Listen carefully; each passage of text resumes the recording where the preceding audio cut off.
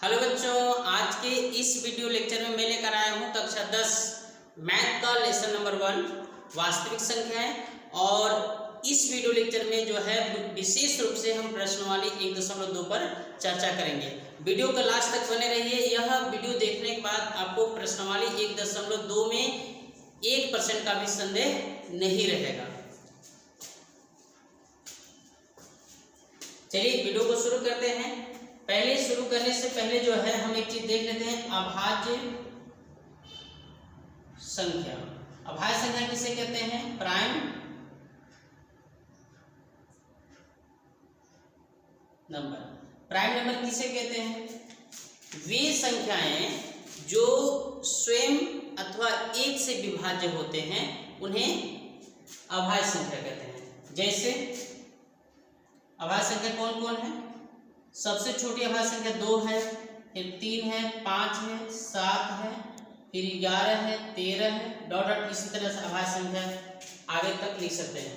इन संख्याओं को आपको देख के लग रहा है कि ये संख्याएं जो है या तो स्वयं से विभाज्य होंगे या तो सिर्फ एक से होंगे, इसलिए इन्हें क्या कहते हैं? अभाज्य संख्या कहते हैं। अब जैसे इस वीडियो लेक्चर को शुरू करने से मतलब ये प्रश्नावली में जो है एक प्रमेय दिया हुआ है, अंकगणित की आधारभूत प्रमेय। ये प्रमेय क्या कहता है कि प्रत्येक भाज्य संख्या को अभाज्य संख्याओं के गुणनफल के रूप में व्यक्त किया जा सकता है। मतलब हमारे पास कोई भी संख्या रहेगा तो उसको अभाज्य संख्याओं मतलब इनके गुणनफल के रूप में हम क्या कर सकते हैं? व्यक्त कर सकते हैं। फिर आगे कह रहा है कि यह गुणनखंडन मतलब जो गुणनखंड निकलेगा ना, यह गुणनखंडन अभाज्य गुणनखंडों के आने वाले क्रम के बिना अद्वितीय होता है।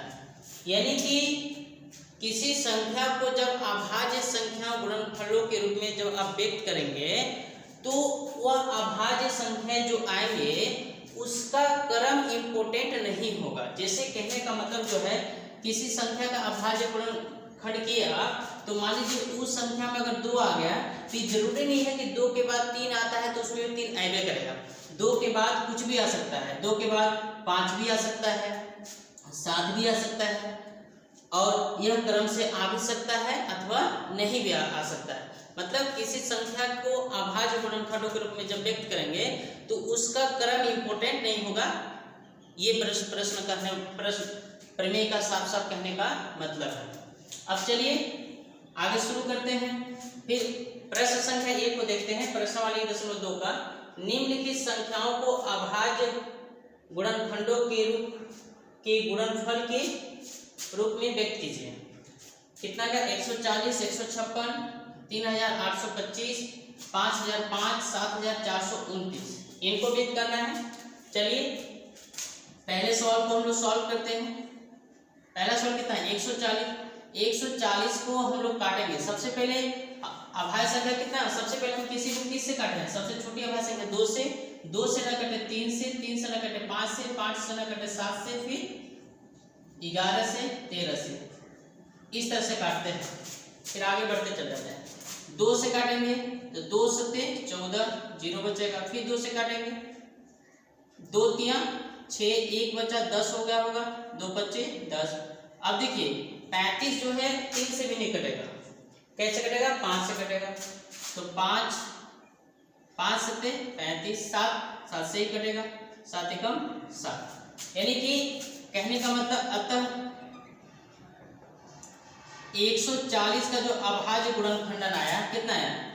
2 × 2 5 × 7। आप चाहे तो गुणा में 1 भी लिख सकते हैं।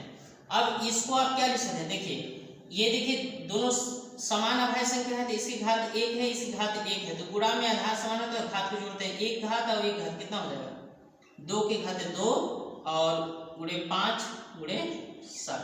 ये रहा आंसर इसका। फिर उसी तरह से आप जो है किसको लगा सकते हैं? 156 को लगा सकते हैं। क्या लगा सकते हैं?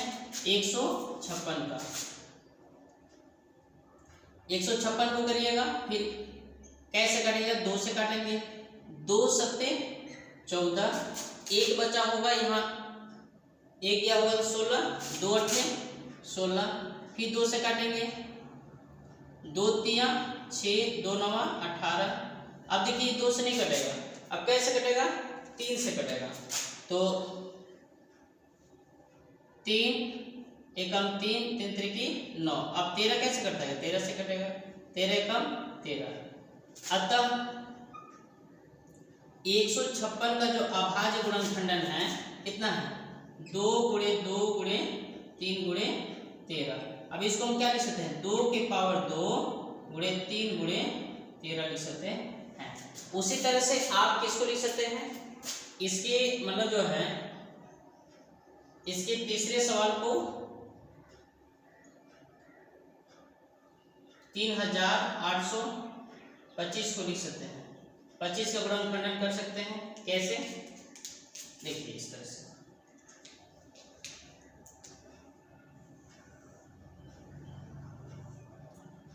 पहले 2 से तो नहीं कटेगा, लास्ट में 5, 3 से काटते हैं। 3 एकम 3, 3 दूना 6, 2 बचा होगा 22 होगा, 3 सत्ते 21, 1 बचा 3 बचे 15। फिर 3 से काटिए, 3 चौका 12, 3 दूना 6, 1 बचा 3 बचे 15। अब ये 3 से नहीं कटेगा क्योंकि 3 एकम 3 और यहाँ 12 हो जाएगा, तो 3 चौका 12, तो 5 में 3 से कटता नहीं है। तो अब फिर हम 5 से काटेंगे, तो 5 अट्ठे 40, 50 25। अब फिर 5 से कटेगा, कितना बन रहा है, 17 बार। फिर अब 17 से काटेंगे तो कितना बार में कटेगा, 17 बार में। यानी कि कहने का मतलब जो है, अतः अगर हम देखें, अतः 38 25 का जो गुणनखंडन है कितना है, 3 गुणे 3 गुणे 5 गुणे 5 गुणे 17। इसको क्या लिख सकते हैं, 3 की पावर 2 5 की पावर 2 गुणे 17। इसी तरह से आप जो है किसका 5005 और 7429 का क्या कर सकते हैं, निकाल सकते हैं, जैसे मैंने इसको निकाला है। ठीक है, इसका स्क्रीनशॉट ले लीजिए।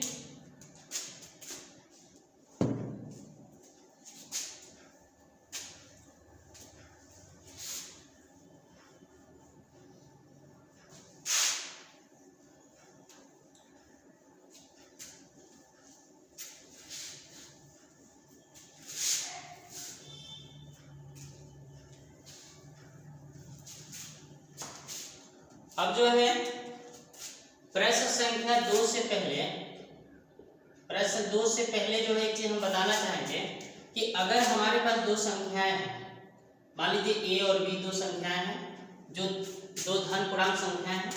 ये क्या है, धन पूर्णांक संख्या है, धन पूर्णांक संख्या है।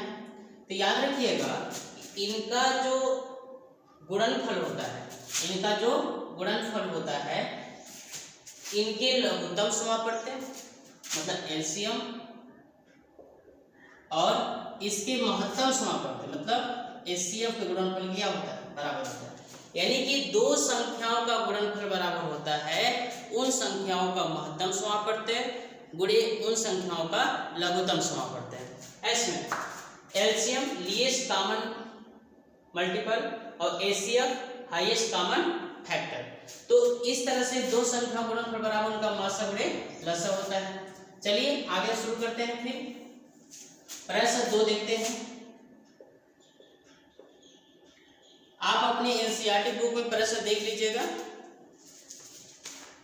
प्रश्न 2 कह रहा है कि पूर्णांकों के निम्नलिखित युग्मों का एचसीएफ और वह एलसीएम ज्ञात कीजिए तथा इसकी जांच कीजिए कि 2 संख्याओं का गुणनफल बराबर एचसीएफ गुणे एलसीएम है।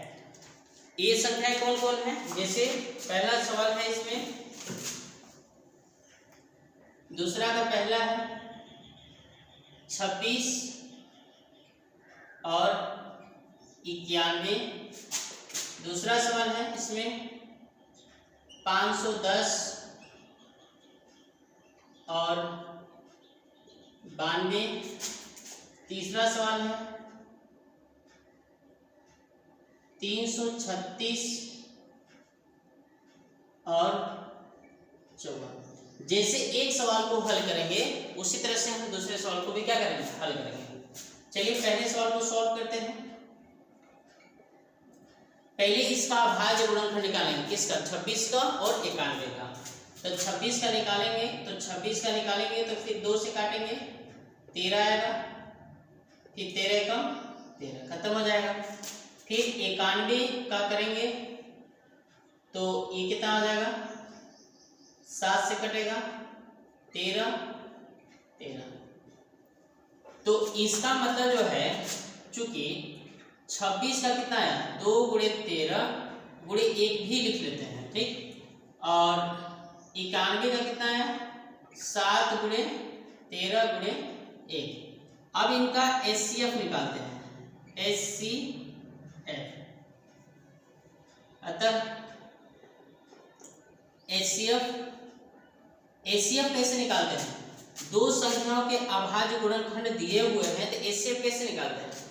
पहले देखिए ध्यान से, इसके अभाज्य गुणनखंड में, इसके अभाज्य गुणनखंड के कौन कौन सी अंक मैच कर रहे हैं, जो जो अंक मैच करेंगे उस जोड़े में से एक ठो लिखेंगे। जैसे देखिए ध्यान से, इसमें 2 है, इसमें कहीं 2 है, नहीं मैच किया। इसमें 13 है तो इसमें 13 है नहीं, ये देखिए इससे मैच कर गया, तो इस जोड़ा में से एक ठो लिखेंगे 13। अब देखिए ध्यान से, इसमें 1 है, 1 मैच कर गया तो 1 लिखेंगे, और इसमें 7 है तो 7 मैच किया, नहीं किया, तो यानी कि 13 एकम 13। HCF कितना है? 13। LCM कितना आएगा? LCM जो होगा, अब LCM कैसे निकालते हैं?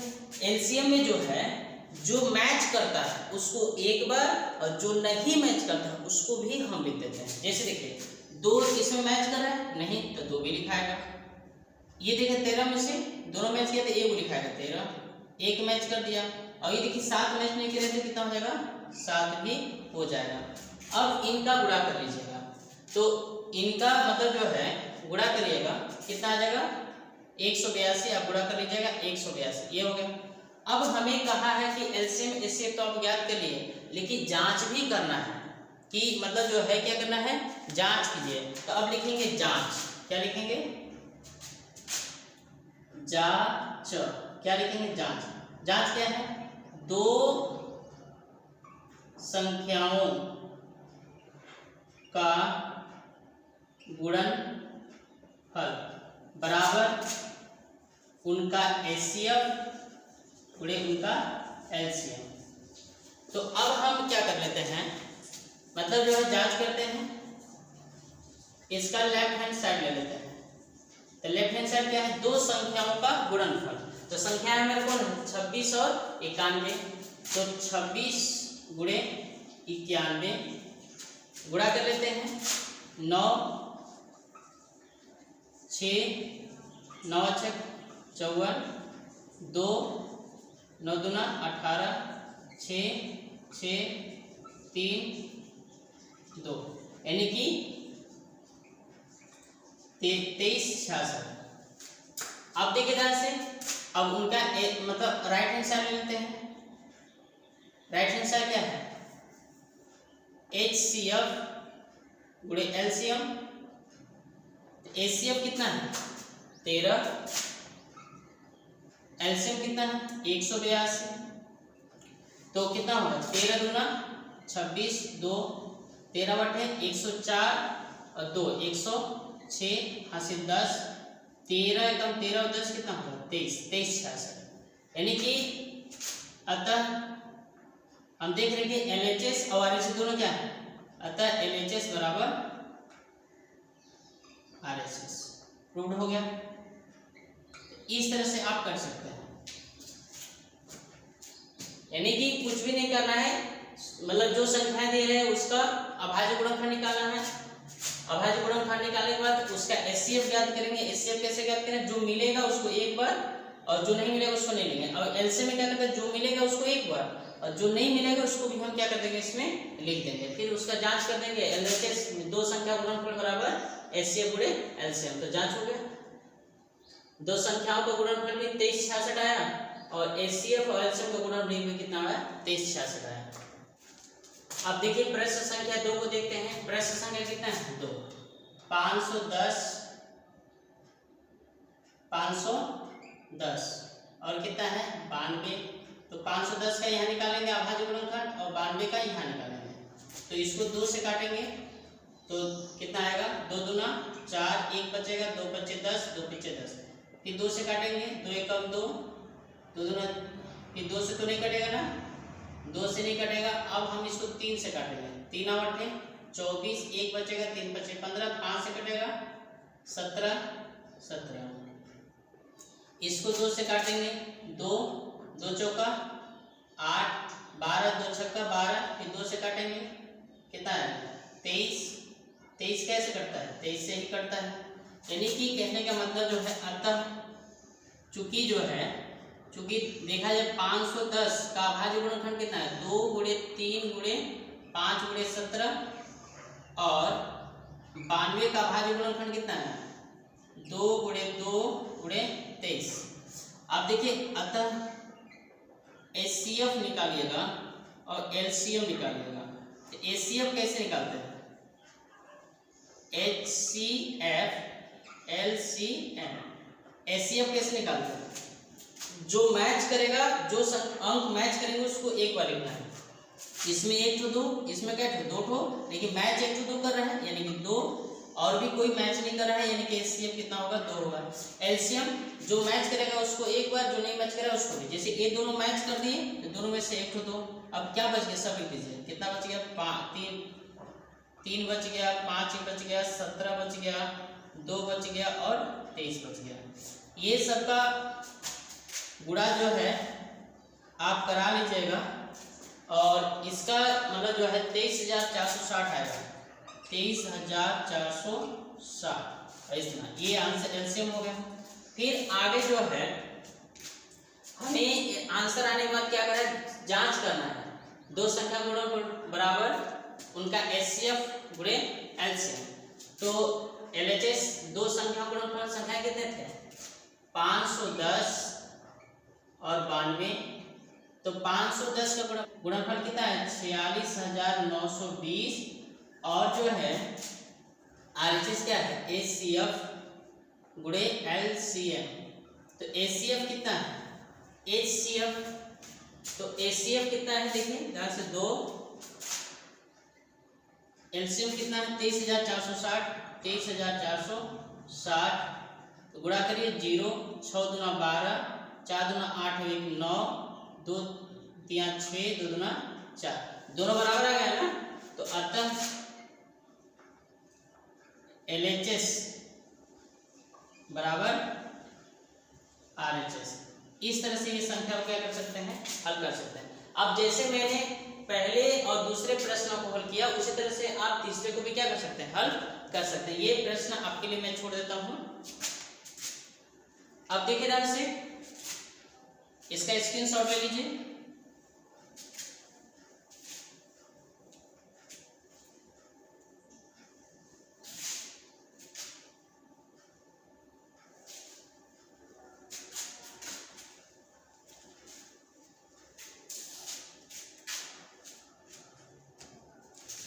अब जो है प्रश्न संख्या 4 पर बात करेंगे। ये कह रहा है कि HCF आप 306 और 657 बराबर 9 दिया है और LCM 306 और 657 बराबर ज्ञात करना है। मतलब दिया है चौथा क्वेश्चन है दिया है HCF बराबर 306 657। मतलब इनका HCF 9 दिया है, हमें ज्ञात करना है LCM 306 और 657 का क्या ज्ञात करना है LCM ज्ञात करना है। तो अब हम जानते हैं चूंकि दो संख्याओं का गुणनफल बराबर उनका HCF गुणे उनका LCM, ये जानते हैं। रख दीजिए दो संख्या गुणनफल, तो संख्या कितना है 306 और 657 बराबर HCF कितना दिया है 9 और LCM ज्ञात करना है। ये गुणा करेगा क्या कर देगा, भाग कर देगा। तो LCM बराबर हो जाएगा 306 गुणे 657 बटा कितना हो जाएगा 9। 9 से काट दीजिएगा, 9 एकम 9, 9 तिया 27, 9 एकम 9 तिया 27, यहाँ 3 बजे 9 चौका 36। अब यानी कि 34 गुणे कितना हो जाएगा 657। अब 34 गुणा 657 में करिएगा तो 22,338 आएगा। कितना आएगा, यही होगा एलसीएम आंसर। ठीक, इस तरह से लगा सकते हैं।